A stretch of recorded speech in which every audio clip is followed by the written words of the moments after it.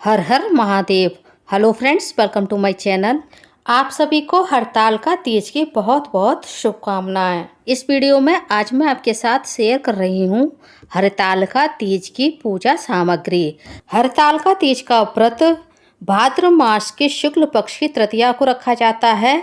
यह व्रत निर्जल रखा जाता है।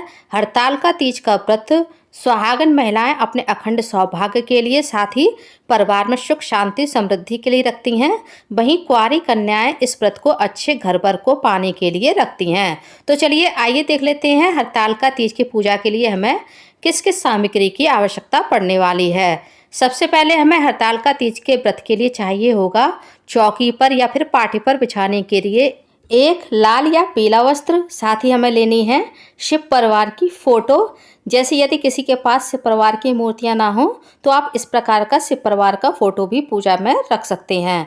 अब हमें लेनी है शिव परिवार की मूर्तियां, जिसमें गणेश जी, माता पार्वती और शिव जी की मेन रूप से पूजा की जाती है। शिव परिवार की ये मूर्तियां कच्ची मिट्टी से, गमले की मिट्टी से या फिर आप मुल्तानी मिट्टी या चिकनी मिट्टी से बना सकते हैं। अब चूंकि हरताल का तीज सबसे बड़ी तीज मानी जाती है और हरताल का तीज की पूजा में कलश स्थापना अवश्य की जाती है, इसलिए कलश स्थापना के लिए आपको इस तरह का एक पीतल का, मिट्टी का या फिर तांबे का कलश लेना है और कलश के मुख पर आपको मौली बांधनी है। साथ ही एक कलश हमें लेना है भगवान का जल का भोग लगाने के लिए।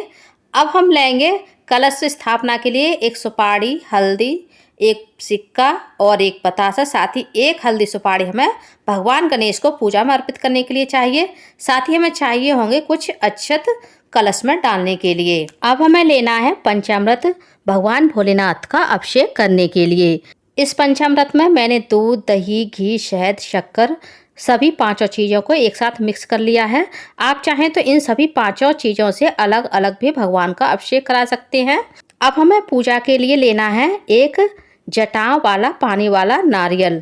हरताल का तीज की पूजा में आपको अपनी शादी का सिंदूरा भी रखना होता है, तो आप पूजा के लिए अपना सिंदूरा भी ले लीजिए।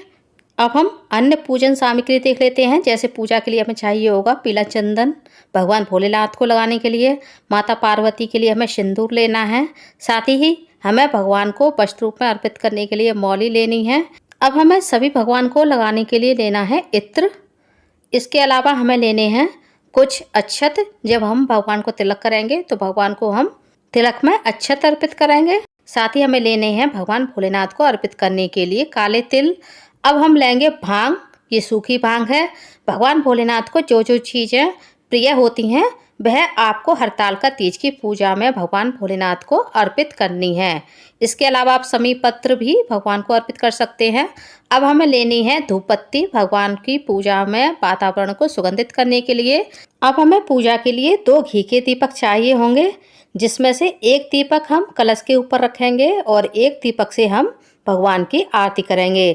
आप घी की दीपक की जगह कपूर से भी भगवान की आरती कर सकते हैं। साथ ही हम जब कलश स्थापना करेंगे तो हमें कलश के नीचे आसन देने के लिए कुछ अक्षत चाहिए होंगे। आप अक्षत की जगह गेहूं या जौ भी ले सकते हैं। अब हमें लेने हैं 2 जनेऊ। एक जनेऊ हम भगवान भोलेनाथ को अर्पित करेंगे और एक जनेऊ हम भगवान गणेश जी को अर्पित करेंगे। यदि आपके पास इस तरह के रेडीमेड जनेऊ ना हो तो आप इस तरह के कच्चे सूत को 7 बार लपेट कर भगवान को जनेऊ की भावना से अर्पित कर सकते हैं।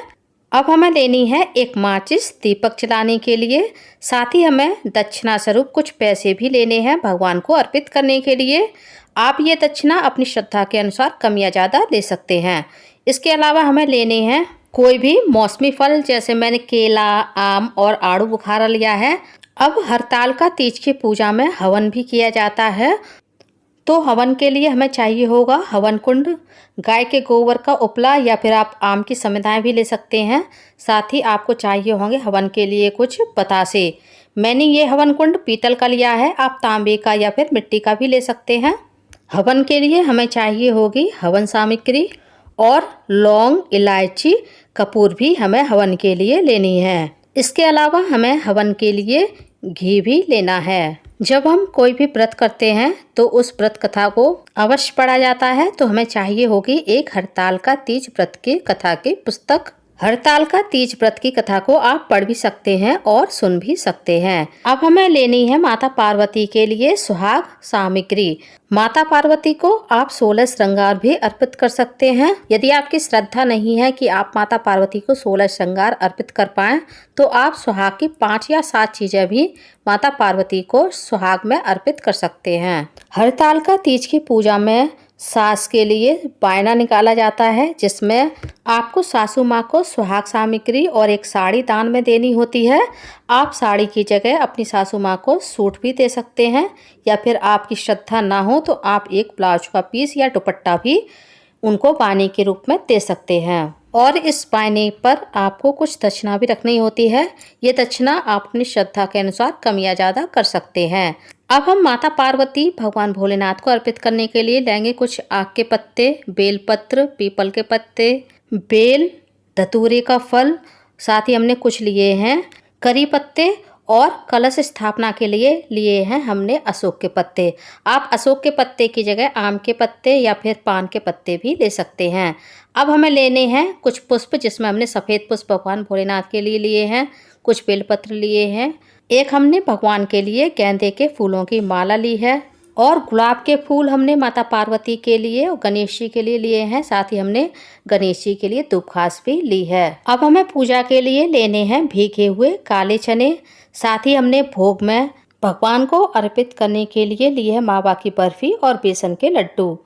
अब हरतालिका तीज की पूजा में माता पार्वती भगवान भोलेनाथ को अन्न का कुछ भोग लगाया जाता है, जिसमें आप पूड़ी या पुआ बना सकते हैं। तो मैंने 7 पूड़ी माता पार्वती को भोग में अर्पित करने के लिए बनाई हैं। आप पूड़ी की जगह मीठे पुआ भी बना सकते हैं, या फिर आप मीठी गुजिया भी बना सकते हैं। कुछ लोगों के यहाँ हरतालिका तीज की पूजा के लिए मीठी गुजियाँ बनाई जाती हैं।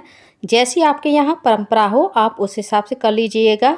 साथ ही आपको पूजा के लिए जब आप व्रत का पारण करेंगे तो एक खीरा भी चाहिए होगा, तो आप एक खीरा अवश्य ले लें, क्योंकि कुछ लोगों के यहाँ हरतालिका तीज के व्रत का पारण खीरा से ही किया जाता है।